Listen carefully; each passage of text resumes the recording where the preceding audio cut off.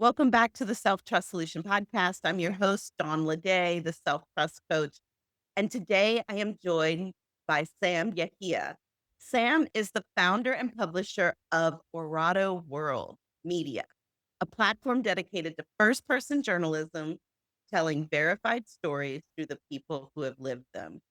With more than 40 years of experience building and scaling businesses across hospitality, entertainment, and real estate, Sam brings a long term perspective to entrepreneurship and leadership. After a successful exit, he stepped away from business and then made the unexpected decision to return, not because he had to, but because there was something he believed still needed to exist. Sam, I'm really looking forward to this conversation. Welcome. Thank you so much, Don. It's a pleasure being here with you. So take us back to the moment to your exit. You had already built, scaled, and stepped away. What did that season look like for you? Gosh, it was in 2019 when I sold all of my businesses, and I had to actually spend 35 years building those businesses. And, we had 250 employees, we had 13 businesses. So the privilege of being able to sell out really was, in many ways, it was a gift, an opportunity. And in as much as it was an emotional experience, it just proved to be so much to be the right thing at the right time. Um, because, of course, as you remember, within a year of my selling all of the assets, we entered into that dark period called the pandemic, and the whole world shut down, and the whole world was now unrecognizable. And so to have learned and to have realized that I had sold everything prior to that period, I just felt, my gosh, I felt so fortunate and so lucky. People who had stayed in business really had to dodge a bullet there because it was an existential challenge to survive with ongoing businesses, especially in food and beverage and hospitality. Mm, yes. And so you had made that decision before you knew that that was going to happen. Did it feel kind of serendipitous? It did. Of course, I had no way of knowing that this was going to occur. This was something that caught the entire world by surprise. Mm. Even the way that the world reacted to it by shutting all the economies down around the world and forcing everybody to isolate.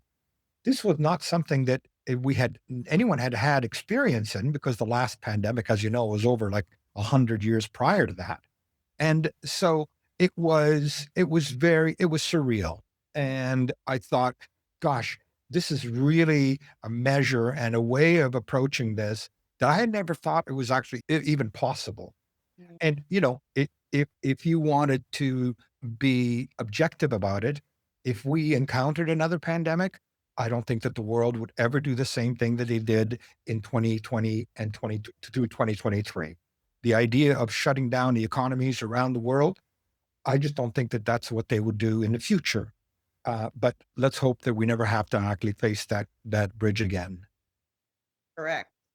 So you mentioned that you kept coming back to Arado, even though on paper there wasn't a clear reason to restart it. Tell us what that was like. What kept pulling you back, and what did that mean for you? Go back.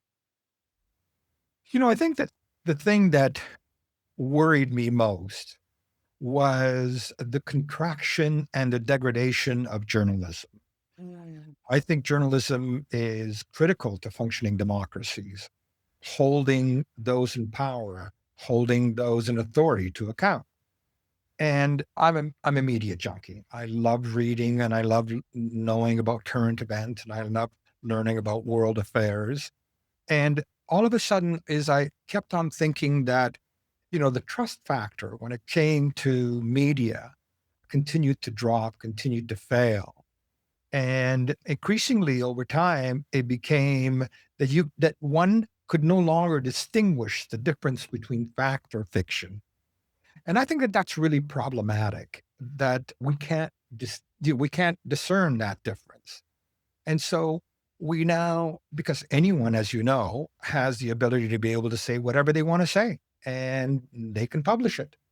And whether it's true or not, whether it's a conspiracy or not, I think that it is critical that we have a voice that is trustworthy, that can be relied on, that it is a truthful, honest story about a real person's experience. And so I kept on going back to that as the challenges around journalism and media continued to grow. And the amount of misinformation and disinformation was just out of control. And so the more that that became prominent, the more I felt this burning urge to create a brand where people were going to be able to trust. That story that we are reporting is a story of a real person and a truthful account of the experience that they sustained. And I'm not sure whether you know, but all of our stories are based on current events that have been reported, that are in the news. And when an event breaks, we go and we look for somebody who's experienced that event in the first hand. And we interview them as an eyewitness to that event. We verify the veracity of that whole story, and then we publish it so that people can realize what it actually took in human strength to be able to survive and live to tell that story. Yeah, so you describe this as a different way, right? Which obviously is very honest look view of or your take on journalism and the disparate discrepancy we have and the trust loss that we have in receiving these different versions of stories.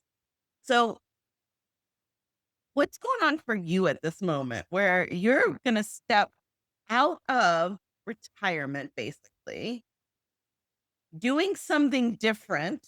So it's like changing the message out there and trying and convincing people that you are the one, your stories are the ones to trust.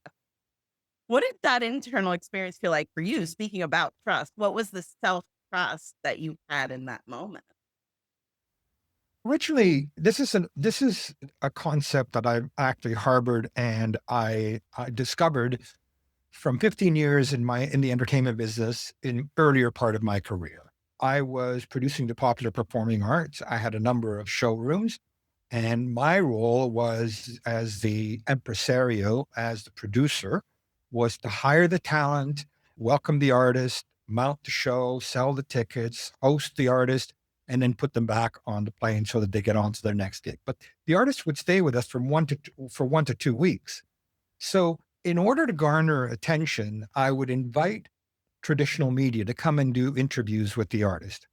We had a large budget. So all of the artists that we did were like major jazz artists like Ella Fitzgerald, Oscar Peterson, Sarah Vaughan, Mel Torme, James Brown, B.B. King. It just went on and on and on. And it was interesting because I would invite journalists to come in to do an interview with them, and these are African American superstars in the realm of jazz. And more often than not, they had been mismanaged, they had been misled. They were, in many ways, prisoners of their career because that's the only thing that they knew how to do. But what was really interesting about all that was listening to them tell those stories of what they had to go through to achieve that degree of success that allowed them to be able to survive in that industry. And, as African Americans having very few options in what it is that they could do and what it is that they were gifted to do, it was passionate and it was visceral, the experience that they were going through. And I walked away from all of those interviews with this notion that, getting the story directly from the person who's experienced the event is an entirely different approach to hearing the news. And I walked away with that conclusion thinking, gosh, wouldn't it be wonderful if at one point I could create a brand that is entirely dedicated to first person news storytelling. And it was at the advent of the internet and all of a sudden learning that this world wide web was about to exist and to take over the world, that all of a sudden I realized, this is an idea which as time has come. The ability to be able to communicate and connect with people all over the world on this virtual platform. I said, this is really an idea. And this is the time when I have to actually try to do it. At that time, I was thinking about, okay, well, let's see, how can we make money? How can it be profitable? And all of those, standard elements of doing a commercial venture was, of course, it was critical. But at the same time, it was, and I could not find what the revenue models were to try and sustain this. And so was forced to kind of suspend it and wait until I could figure out what the revenue model was. It was only after fast forwarding it 12, 14, 15 years that all of a sudden I realized that the ability to make money from this venture on its own was a long shot, and it was becoming more and more difficult. And then that's when all of a sudden I realized, I said, I understand that this is not something that I'm going to be doing because I'm going to become wealthy, but at the same time, it's something that needs to be done because the world has changed, and the world has changed as a result of technology and as a result of the internet. And so I stopped looking at it as, where do I find the money to make this thing happen? And I started looking at it as, this is really something that is necessary. Mm. Our world needs it. The thing that distinguishes our differences, and I'm talking about people all over the world, I think, is the values that we hold. Because three quarters of the world is connected digitally. We are all part of this global village. And the thing that is most striking and that is the difference between one another is the values that we keep. And I think most of the world shares common values.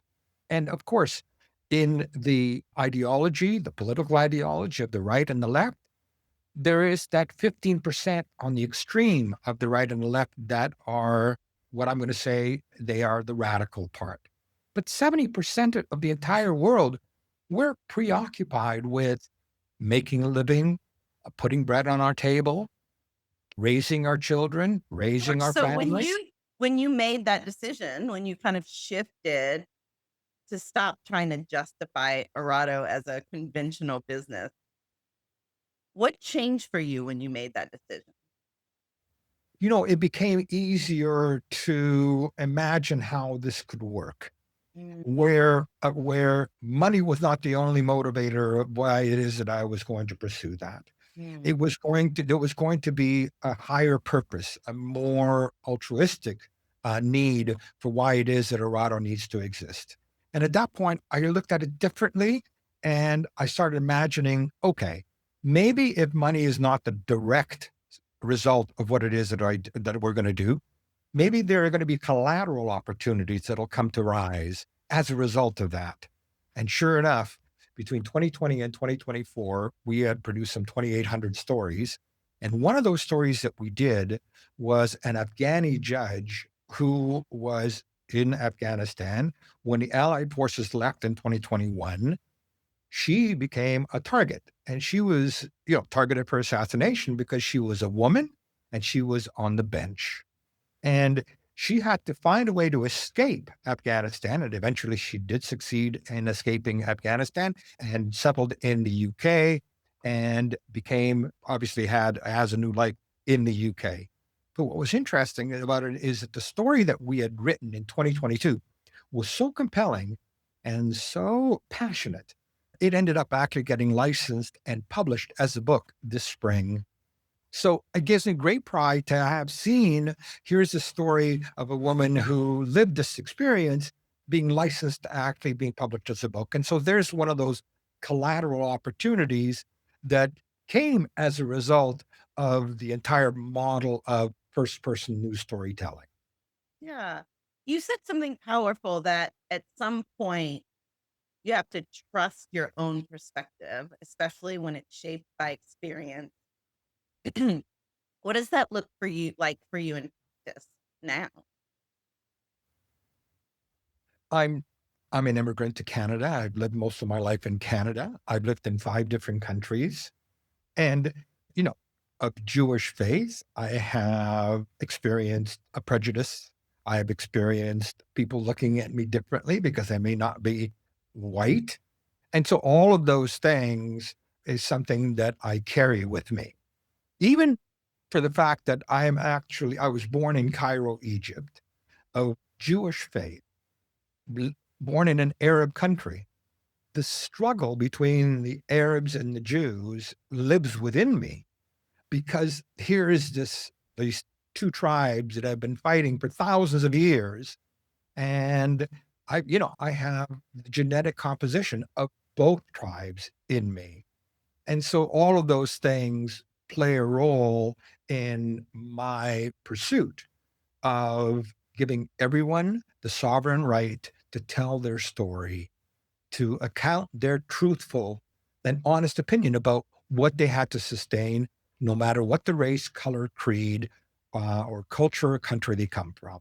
And so all of these things came to play a role in my conviction about why Orado is not only necessary, but a necessity for all of us to be able to have in our world so that we can digitally hold hands and give each other strength. Because at the end of the day, we are all the same. And if we share common values, we have a lot to share. Mm. It sounds like your turning point, and please let us know if it's true, is your turning point with this wasn't when things became necessarily clear as much as when you stopped waiting for clarity and led with conviction, like, this knowing that this was necessary in the world.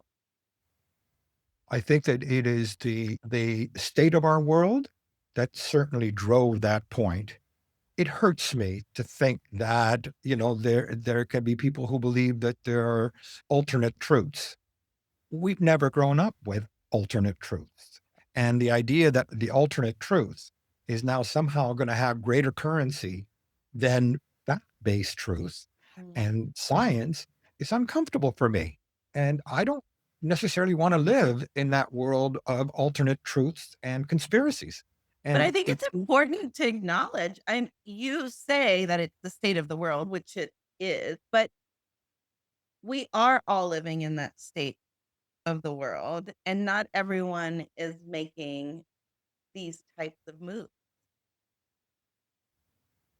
it is no small feat to try Yeah, and create a global media brand. yeah, And nothing ventured, nothing gained. yeah, I'm not going to stop trying. yeah. That is something that I've always had in me. The conviction to go down a path that no one is prepared to go, and the courage to try something that no one else is prepared to try. And so this is something that is innate, and it keeps me sane, and it keeps me excited about tomorrow and what's possible. Yeah. It may be somewhat innate, but it's definitely cultivated by you and through action and experience. So, your story, I say that because your story feels different from many entrepreneurs. It's not about urgency or survival, it's about this conviction of seeing an injustice and wanting to right it in a way that you uniquely You're can. right. So, Yeah, how would you yeah. define self-trust this stage of your life and career?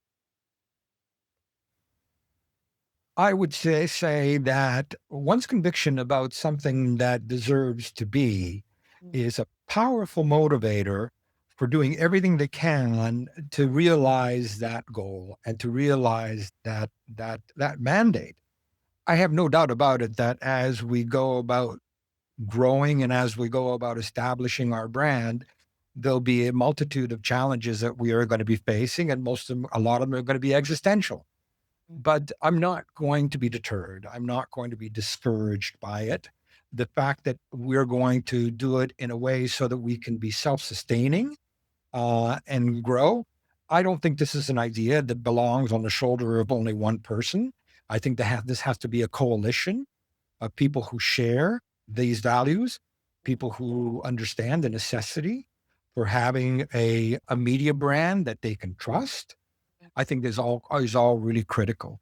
And so I'm in that process now where I'm appealing to board members and donors and influencers who share our values and share our vision that can actually jump on board and make this come true. Mm. What you describe without saying it in the words of self-trust is so aligned with what our work is at the Self-Trust Coach, because what you've demonstrated is it's a decision that you make ahead of time and not blindly. You know there will be challenges. You know that there will be, but you make the decision to move forward with them because that's who you want to be. That's how you want to show up in the world. And that's how you want to impact the world. And that's really beautiful. So for someone listening who is in maybe a place of questioning whether to move forward or walk away, what would you want them to understand? I think that first and foremost, you have to be really honest with yourself Mm, and be honest about what exactly is it that you're trying to achieve. If it's only profit and power, nothing wrong with that, nothing offensive about that, but one needs to be honest with themselves that that is what it is that I'm trying to achieve here. I mm, want to be filthy rich and I want to be uber powerful. And if that's what it is that you want to do and you can do it without compromising or undermining the quality of other people's lives, all the more power to you. But it is critically important to look at that question of what is it that I'm going to contribute mm, to others and to the quality of life for others? And is that enough motivation to allow me and to give me the courage to navigate the challenging waters that I'm going to go through mm, to, at the end of the day, make a difference and raise the quality of life for others. And that's really, really critical. And I think it's really important that one be absolutely honest with themselves so that we have a clear understanding of not only what our mission is, but what is it that others are going to be able to walk away or garner from that experience? 100%.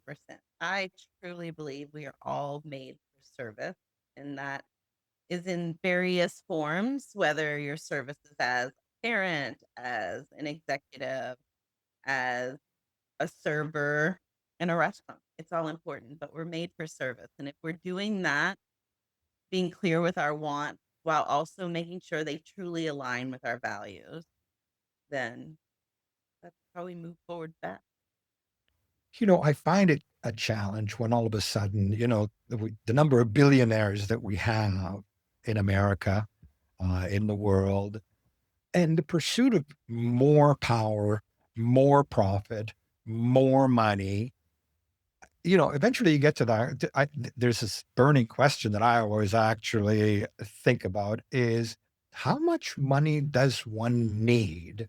How much money can one actually spend in their lifetime, in their very short and fast lifetime Mm, to justify, no, no, no, 1 billion is not enough. I need more billions. And, the whole idea that Elon Musk could eventually become a trillionaire. It, you know, Kudos to Elon Musk, but it frightens the hell out of me. yeah. I think there's a difference between chasing something to fill a void that thing was never meant to fill, whether it's money or another person, right? That becomes where we're just chasing something. There's something about this ability to make large amounts of money that the fact that it's possible can be inspirational. But when we're using it against ourselves or when we shift our wants, just because it's possible doesn't mean it's the right thing for me. So sometimes we end up chasing something that is right for someone else. And that's where we end up with these gaps Mhm. in in our identity, in our feeling good about what we're doing. So I think it's such a good point to bring up. What is the amount? You're going to chase it until you decide ahead of time. That amount is not going to fulfill you. It might be fun to reach for it. And there's a huge difference in those two avenues. I grew up most of my life in a capitalistic country. I grew up most of my life in Canada, and Mm, America is a capitalistic country. And I learned early on that there is this chase for more cars, more houses, a bigger house, a fancier jewelry. And it is not a treadmill that people learn or understand that it has its own limitations. And a lot of them, and I've come to know a lot of wealthy people, money does not buy happiness. mm, And, this whole idea of he who dies with the most toys wins, I don't necessarily subscribe to it. And I don't actually necessarily think it is healthy, not only for us emotionally, but spiritually or intellectually. We need to have a clear understanding of how much wealth do I actually need to achieve my degree of happiness, and then look at that point when you have achieved that, which is not in the billions. Then look at the idea of, now it's time for me to give back. Now it's time for me to contribute and give other people something that is going to make a difference to their lives. And yeah. I think that this is really critical. And I think that this is the kind of planning and forethought that doesn't necessarily dominate in capitalistic countries. And I think it should be emphasized. There is a point of reasonableness, and I think one has to actually be honest with themselves. Mm. Well, you are certainly an example of that. So tell us now, where can people learn more about Erado? How can they connect with you? Yeah, give us a little bit of that. You know what? We have a website, orato.world, orato.world. Online, there is some 3,000 stories there. It is an accumulation of all the stories we've done from the first time when I started publishing in the early 2000s. And then between 2020 and 2024, I did another 2,800 stories. And we are in the process of now resuming publishing to pursue more first person stories. And so the site is live and it's available, and you can hear accounts from all over the world of people who've actually experienced a current event and lived to tell about it. It's interesting, people who have the presence of mind to survive a life changing moment. But it's really, really interesting to see how the human dynamic can rise on those occasions and how they are able to do that. And so that's it's a study on the human race and what we're actually capable of. Of Mm, course, you can always see me on LinkedIn and on also on the site. And I welcome people who actually want to learn more about what we do and want to join and help us make this a success. amazing. We'll include all of those links in the show notes. Sam, this conversation is a powerful reminder that self trust doesn't always come from urgency or even necessity. Sometimes it comes from recognizing something that matters and choosing to move forward even when it doesn't fully make sense yet. And your story really highlights that clarity isn't always the starting point. Sometimes it's the result of taking the next step. So thank you so much for being here and sharing this perspective. Thanks, Don. I really appreciated that. I wish you continued good health. Thank you for taking the time. Yes. And for those of you listening or watching, if today's conversation stirred something in you, I want you to take one next step before you close this episode. Besides going to check out Arado and connecting with Sam, take the self trust identity map. Before strategy, before motivation, before more effort, you need to know where your identity is operating from because that is what determines everything that follows. It's free, it takes 3 minutes, and it will give you a precise read on where your identity is actually operating from right now and exactly where to focus next. The link is in the show notes. Subscribe so that you don't miss what's coming. These stories are just getting started. I'll see you next time.